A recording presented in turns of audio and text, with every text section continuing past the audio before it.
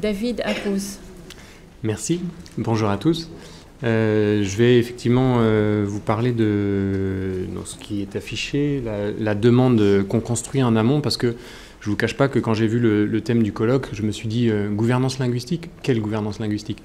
Et en fait, c'est juste de ma petite lorgnette d'enseignant-chercheur en LEA à Rennes 2, et depuis très peu de temps, en fait, depuis 3 ans, où je me suis dit, mais en fait, tout ce qu'on fait, j'ai l'impression, en tout cas, que tout ce que fait l'université, c'est gérer la demande des étudiants à leur arrivée dans l'UFR Langue, en tout cas, chez nous. Et de ce point de vue-là, il est assez clair, quand on regarde les graphiques, l'évolution des effectifs de l'UFR, que la demande d'anglais est dominante, en fait. Donc là, une fois que j'ai dit que la ligne jaune, c'était le département LEA où l'anglais est obligatoire, comme une des 2 langues étudiées, et que la ligne bleue, c'est le département d'anglais, ça me semble assez parlant par rapport à la masse des autres langues proposées.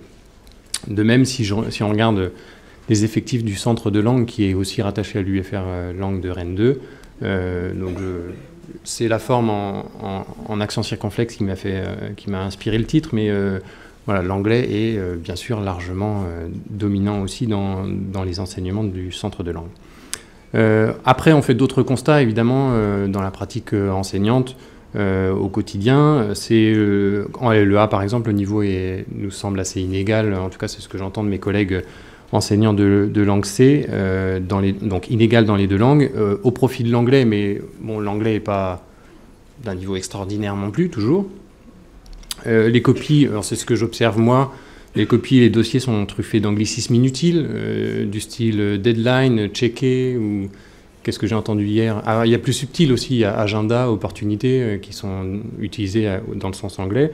Et on a aussi de moins en moins de germanistes. Alors, c'est à nuancer, parce que bon, j'ai un graphique à vous proposer, mais ce sont les effectifs de L1 en LEA, avec la courbe, la deuxième courbe, les germanistes, qui descend pas tout à fait de façon constante, mais pas loin. Et enfin, les symptômes les plus évidents de cette baisse, c'est qu'on a décidé cette année, l'UFR ou l'université a décidé de fermer un master PECO qui était précisément destiné aux germanistes, puisque PECO, c'était pays d'Europe centrale et orientale. Donc tourné vers l'Est, la Russie et l'Allemagne, et il sera fermé faute d'étudiants.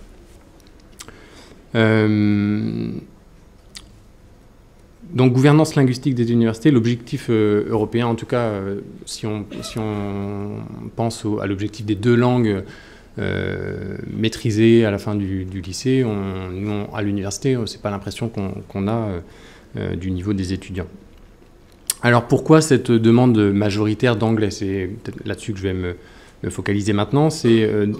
On y voit des raisons historico-économiques que Clarisse Ehrenschmidt hier a très bien rappelé. Des raisons politico-culturelles aussi. L'anglais est à la mode, et François Grain l'a aussi dit, avec la ringardisation des autres langues. Et puis il suffit de regarder autour de nous. En fait, l'autre jour, je tourne la tête, je vois une bouteille d'Evian et c'était écrit l'Evian en dessous avec une petite astérisque pour la traduction. Enfin, c'est partout. Bref. Renforcé par l'école, et c'est là-dessus que je vais insister un petit peu, c'est dès le primaire, si ce n'est la maternelle, on a l'anglais qui est dominant dans l'enseignement d'une langue étrangère au primaire, par la force des choses, malgré le choix proposé. C'est-à-dire qu'en 1995, on avait eu un choix je crois que c'était 6 langues, peut-être 8 maintenant, à enseigner en primaire. Et puis, dans les faits, le ministère disait en 2008-2009, 90% des élèves reçoivent une initiation à l'anglais en primaire, et les autres langues ne franchissent pas la barre des 10%. Ça paraît évident parce que les enseignants de primaire sont pas formés vraiment aux langues, et ils se sentent pas compétents. Et pourtant, depuis 1995, les textes insistent aussi sur la formation des enseignants.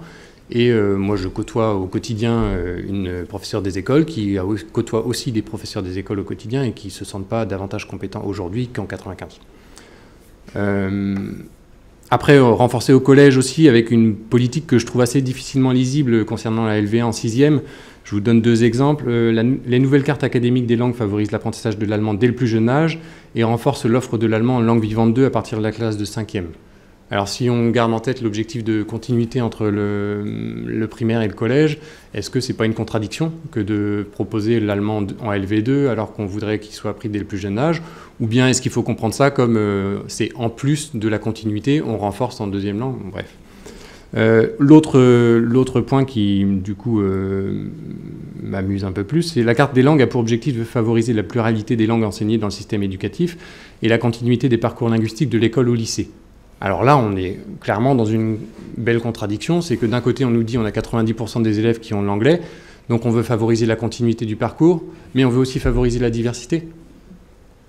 Je sais pas, moi, ça me paraît pas coller. Alors, quel est le rôle de l'université, du coup, dans ce panorama? Est-ce que c'est d'offrir un grand choix de langues qui auront du mal à trouver leur public, faute d'enseignement dans ces langues-là précédemment? Est-ce que c'est d'attirer le chaland, comme on nous y encourage un peu, j'ai l'impression? Est-ce que c'est d'adapter son offre pour employer ses enseignants? Alors, 2 exemples de ça, c'est qu'en LEA, chez nous, ça fait 2 ans qu'on se dit qu'il faudrait proposer un parcours anglais et allemand débutant. Parce que, alors, cela étant, nos enseignants d'allemand sont déjà surchargés. Mais on se dit, bah, ça pourrait marcher, on a de moins en moins de germanistes, on ouvre un groupe de moins, enfin... ou bien, si, un autre exemple, c'était les enseignants d'arabe qui auraient voulu qu'on mette l'arabe dans le master de traduction. Et personnellement, je pense que ce serait pertinent. Sauf que, de ce que j'en ai entendu, c'est surtout pour utiliser des heures qu'ils n'arrivent pas à trouver par ailleurs, en termes d'effectifs. Bref, je passe. L'adapter après études de marché, celui du travail, celui des étudiants potentiels. Bon, je retiens surtout étudier les évolutions et alerter, et proposer des éléments de politique linguistique, et j'ajouterais, on le fait déjà, et pas d'aujourd'hui, même si, bien sûr, je remercie les organisateurs du colloque de nous donner ces occasions de partager nos observations et de faire éventuellement des préconisations, comme y appelait l'appel à la communication. Les langues vivantes en primaire, du coup, c'est les autres questions par rapport à cette demande, c'est est-ce que l'anglais en primaire est utile, sachant que, de ce que j'en sais, en tout cas, les professeurs de 6e reprennent à 0 les élèves, et ça s'explique très bien du fait que les professeurs des écoles sont rarement qualifiés en anglais, et du fait que de l'hétérogénéité des niveaux, des élèves qui viennent d'écoles différentes aussi. Le niveau est en baisse à l'université. Alors, c'est pas moi qui le dis, ce sont mes collègues qui sont en poste depuis 20 ans et qui me disent qu'on ne peut plus corriger comme on corrigeait il y a 20 ans, parce qu'il y a trop de fautes. Et le niveau, c'est en anglais peut-être, dans l'autre langue aussi, et en français surtout. Du coup, quelle motivation, si on apprend l'anglais en primaire, si on enseigne l'anglais aux enfants en primaire, quelle motivation garde-t-il pour apprendre une deuxième langue ? D'autant qu'on les abreuve de la nécessité de l'anglais dans le milieu du travail et que, alors j'ai eu l'occasion de l'entendre l'année dernière, des parents d'élèves d'écoles bilingues breton-français en Bretagne s'inquiètent, enfin se disent que bon, le bilinguisme c'est bien, mais que si c'était de l'anglais ce serait mieux. Autrement dit, les parents d'enfants de maternelle sont inquiets de l'employabilité de leurs enfants dans 20 ans. Et nous, quel discours on a par rapport à ça aussi, donc j'y reviendrai. Proposition, vers 1994, il avait été fait des propositions pour l'initiation aux langues étrangères dans les écoles élémentaires. Alors c'est ce que j'ai entendu et retenu d'une professeure de linguistique qui avait participé au groupe de travail que j'avais moi en 98-99, et j'ai pas trouvé de trace de cette proposition. Les propositions, et elle me les a confirmées par téléphone quand j'ai préparé cette intervention, c'était faire découvrir plusieurs langues, civilisations et cultures très différentes aux primaires, de façon ludique, offrir un large choix de LV1 en 6e, sauf l'anglais, et rendre l'anglais obligatoire comme LV2 en 4e. Et ça me semblait tout à fait cohérent dans ce qu'elle nous avait expliqué. Or, ce n'est pas ce qu'on trouve dans les textes officiels, dans le BO. le bulletin officiel de l'éducation nationale, on a dès 95 les nouveaux programmes de Bayrou et compagnie. C'était l'initiation à une langue étrangère, une langue vivante étrangère dès le primaire. Et ça a été généralisé au fur et à mesure avec les résultats dont j'ai parlé tout à l'heure. Alors, construire la demande de langue, du coup, j'en viens à ce que demandait aussi l'appel à communication et des préconisations. Préconisations pour l'enseignement élémentaire d'abord, et donc je les ai déjà données finalement, mais la première préconisation, ça pourrait être de tenir compte des travaux des chercheurs. Si ce genre de conseils ont déjà été donnés et qu'on en est là aujourd'hui, c'est qu'il n'en a pas été tenu compte. La deuxième préconisation, ce serait de désacraliser l'anglais. Alors le supprimer de l'école élémentaire, sauf là où il est langue de proximité. Le remplacer comme LV1 par un choix varié de langues et en faire la LV2, donc je l'ai déjà dit, LV2 obligatoire. Et puis aussi, troisième préconisation, favoriser l'enseignement des langues de proximité, langue régionale, langue des pays limitrophes. Et je m'appuie là sur les écrits de Gilbert Dalgalian, notamment, qui a très bien étudié le sujet. Ça permet une connaissance culturelle du pays plus facile. On a aussi la possibilité d'immersion régulière éventuelle via les échanges scolaires quand on parle d'une langue étrangère. C'est plus difficile, je vous l'avouerai, pour le breton, par exemple. Mais, par exemple, aussi pour le breton, les échanges intergénérationnels et le vécu affectif extrascolaire restent possibles. Et il a été aussi question hier des affects, de l'affectif dans l'apprentissage des langues. Et je pense que c'est un point important qu'on pourrait peut-être évoquer dans ces recommandations et dans le discours qu'on peut avoir sur les langues en général. Et puis c'est un point important aussi de l'acceptation de la différence de l'autre qui est juste à côté. Donc les langues de proximité. Préconisation pour la recherche et sa valorisation. Recherche, du coup, en matière de didactique des langues dès l'élémentaire, ce serait de revoir les objectifs, parce que les objectifs actuels, en tout cas de ce que j'ai vu vers les années 90, et je ne suis pas sûr qu'ils aient beaucoup changé, nécessitent des compétences en langue de la part des enseignants. Donc les revoir, ce serait les revoir de façon à ce qu'il n'y ait pas de compétences nécessaires de la part des enseignants, puisqu'on ne pourra pas former les enseignants à 5, 6, 7 langues si on souhaite aller vers cette diversification et cette ouverture qu'on peut donner aux enfants qui sont justement tout à fait capables de gérer cette diversité et de l'absorber, beaucoup plus que nous d'ailleurs. Mais par contre, on pourrait préparer du matériel pédagogique qui serait prêt à l'emploi, entre guillemets. Et ça avait été fait. En 95, on avait du matériel audiovisuel pour les six langues qui avaient été retenues. Anglais, allemand, espagnol, italien, arabe et russe, il me semble. Chinois peut-être, non, arabe. Donc élaborer des cycles de découverte de langues prêts à l'emploi, consulter les enseignants évidemment et tester les modules avec eux sous peine de s'attirer leur opposition systématique, former tous les enseignants, puis informer et former aussi les nouveaux enseignants. Et puis, du coup, en dehors de l'école, faire intervenir les chercheurs. Tous ceux qui sont là, peut-être, seraient capables d'avoir un discours sur ces points-là, faire intervenir les chercheurs dans les mairies, les écoles, les collèges, les lycées, pour d'abord rassurer les parents. L'anglais, s'il est appris en deuxième langue, il sera d'autant mieux appris qu'il sera précédé d'une autre langue avant.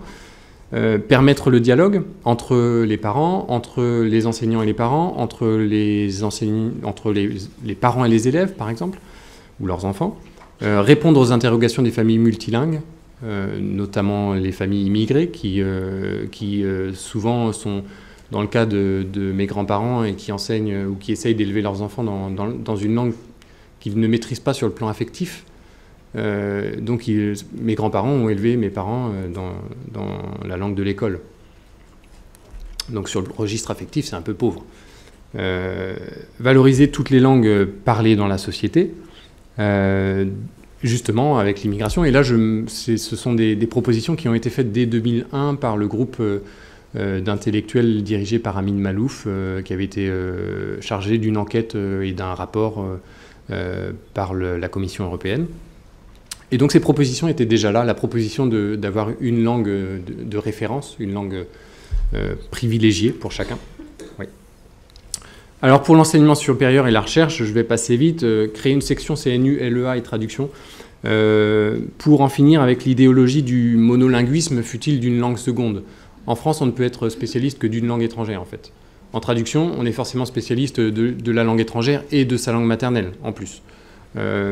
Et éventuellement d'autres langues, souvent d'autres langues. Permettre des recrutements cohérents aussi dans les départements LEA et pas par des collègues qui finalement ne comprennent pas la problématique des deux langues à égalité. Communiquer sur le fonds Pascal de la DGLF-LF et l'augmenter. Ce sont des propositions qui sont directement liées à mon travail en traduction aussi.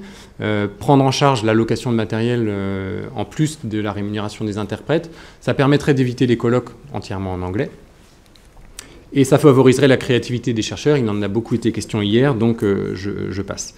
Soutenir les recherches en traductologie, bon, je pourrais aussi vous donner des exemples, mais je vais aller plus vite. Et enfin, je termine avec préconisation pour l'apprentissage. On pourrait aussi désacraliser le français. Parce que c'est un vrai handicap, je pense, pour les apprenants de langue en France, que de ne pouvoir toucher au français, de ne pouvoir faire d'erreurs. Voilà. Et le débat sur la réforme de l'orthographe est assez symptomatique de ce point de vue-là. Et puis, on pourrait, du coup, cesser de confondre défense du plurilinguisme et défense du français, notamment dans les instances internationales. Quand on dit on défend le plurilinguisme, c'est surtout pour, oui, on veut la place du français, peu importe les autres langues, quelque part. On pourrait aussi arrêter d'inciter les journalistes à perdre leur accent. Alors je le dis parce que je connais un journaliste qui sait, qui peut témoigner que ça fait partie des consignes qu'ils reçoivent dans les écoles de journalisme.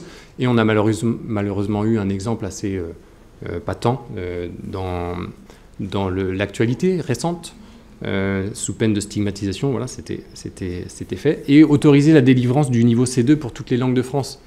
Alors, je soulève la question parce que je n'ai pas l'explication à ce jour. J'ai posé la question, mais un peu trop tard au ministère, donc je n'ai pas eu la réponse.